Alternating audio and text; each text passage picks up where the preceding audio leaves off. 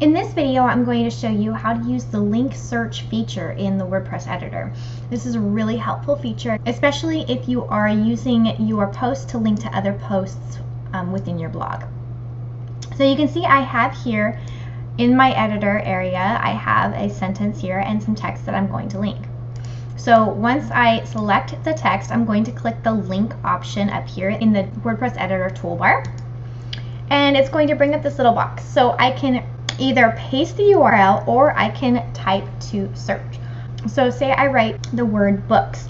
It's going to bring up posts and pages from my site that have to do with books.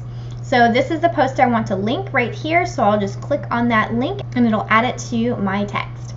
Another way to do this is to click the link options, and that'll bring you back here where you can either add a URL, you can set the link to open in a new tab on the browser window, which I recommend, and or you can search here. So let's see what that looks like here. We're going to type in books.